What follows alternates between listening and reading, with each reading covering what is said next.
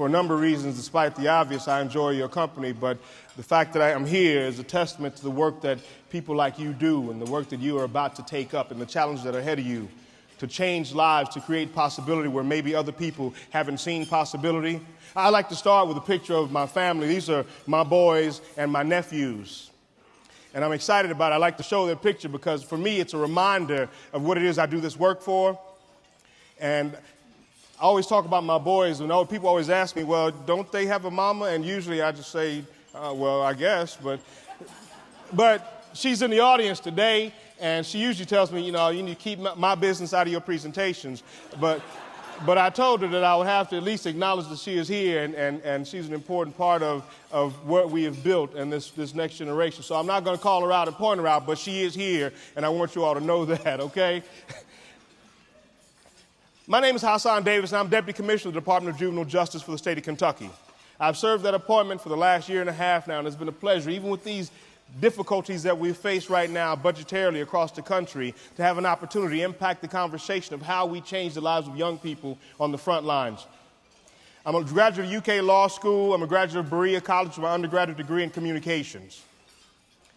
And it has been an exciting ride for me. Before I had those degrees, before I had the opportunity to do those things, I'm also an actor, and I tour a couple one-man shows, historical interpretations, and it's great stuff, but this isn't who I always was. And I think the reason I was invited here to speak with you today is because you need the opportunity to understand that every child that you touch, every life that you engage with has the possibility of becoming something much greater than they ever imagined. And I would like to show you that possibility so at least you see it played out. My name is Hasan Davis, and when I was young, I was like all the kids you know. People used to say, oh, Lord, he's going to be something great when he grows up. Look at that handwriting. He's going to be a doctor for sure. He can't write to save his life. I had all the possibility in the world, just like the children we serve. But somewhere along that line, I had to get real. People started to tell me that it was their duty to show me that, they were my agents of reality. You can't do all of that stuff. You're going to have to be a little more realistic. You're going to have to trim down your dreams, they said. I was a black male child from the inner city on welfare growing up in the hood. When I was 6 years old, my sister and I walked in on my father choking my mother out on the couch. They divorced soon after that. We used to be on food stamps. Y'all remember food stamps?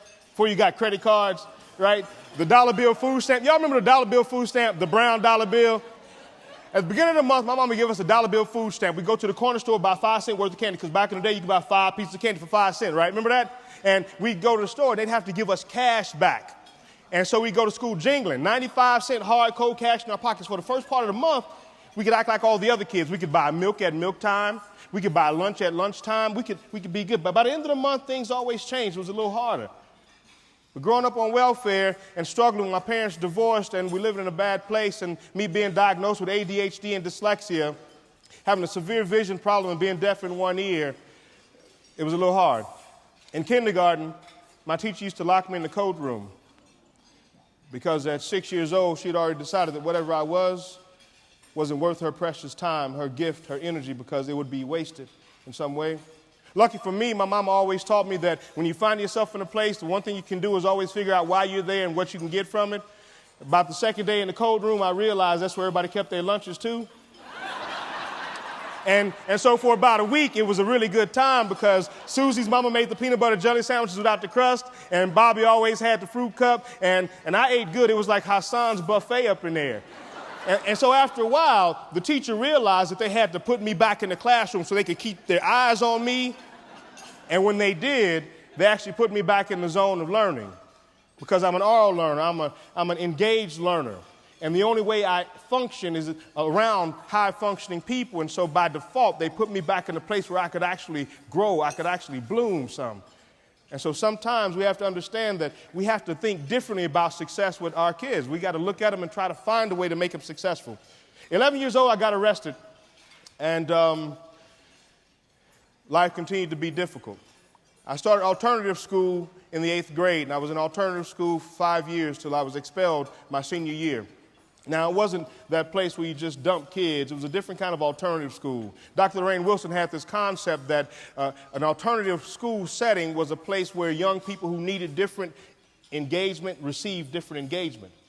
So even though I'm ADHD and dyslexic, she'd stop class sometimes and say, Hasan, do you think you need to go outside and run around the building a couple times? And I say, well, yeah, I do. And she'd let me go and do that. And I'd come back in after about 10 minutes of that, and my head would be clear, and my vision would be focused, and I'd be able to work. And one day a week in math class, we did what was called mental math, where she would just give us random numbers, 5 plus 3 plus this divided by that, and always expect the answer. And I could always get the answer because somehow I had intuitive math capabilities. I could not write down on a piece of paper what I did, but one day a week, I was the smartest mathematician in the school. She found a way to make me successful in spite of the challenges. Now, I'm telling you this because in the work you're taking on, you're going to see lots of people that are obviously incapable of being successful. And your job is going to be to find a way, in spite of that obviousness, to still help them become successful. And it's not impossible, and we know this. I got expelled from alternative school my senior year and got my GED. And with a 1.67 GPA, a GED, ADHD, dyslexia, and a juvenile arrest record, you can imagine all the people knocking down my door with opportunity. Well, there weren't many, but I still wanted to be great.